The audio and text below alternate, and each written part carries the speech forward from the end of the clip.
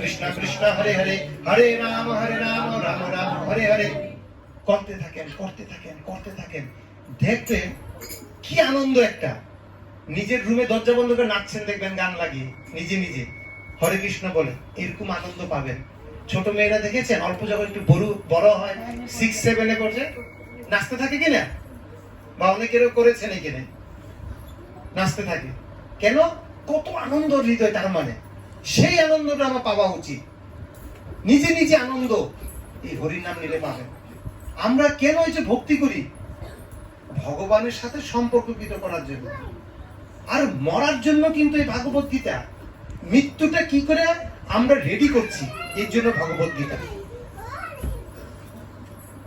বুঝা গেল? টাইম হয়ে গেছে অনেক। তো যাই হোক, তো এই অবস্থায় আজকে 30 দিন বছরে বছরে ভগবানকে নিবেদন করে এই যে তর্পণ করা হয়, তো উনার জন্য তর্পণও করা উচিত। ঠিক আছে? যে কেউ তর্পণ করতে পারে। বৈষ্ণব প্রথাতে না, উনার নাম বলে, মানে যেরকম এই তর্পণ শুরু হয় আপনার মহালয়ের সময় থেকে, আগের থেকে মহালয়ের দিন শেষ হয়ে যায়। ঠিক আছে? তো পিতৃপুরুষের সময় চলে তখন, সবাই পিতৃপুরুষের তর্পণ করে। তো তর্পণ করা উচিত।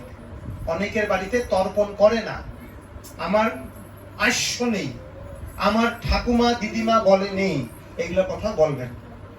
তর্পণটা মানে কি?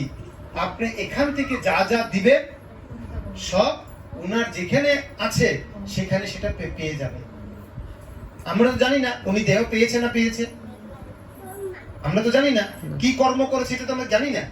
কিন্তু কর্ম অনুসারে বডিটা অন্য পেতে পারে, পরে দিয়েও পেতে পারে, ভক্ত হতে পারে, আমরা তো জানি না।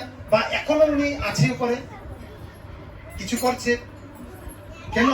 উনার যেটা কর্ম, তার মা বাবা যেরকম কর্ম করবে ঠিক ওই অনুসারে তার ঘরে পাঠাবে। তো আত্মাটা আসে কি করে জানেন? একটু লজিক কথা বলি। আত্মাটা আসে কি করে? আত্মাটা কি করে আসে? পিতৃর বীর্য থেকে। তার আগে বহুত কথা আছে। অন্না দুবন্তি ভূতানি প্রজন্মদ সম্ভব।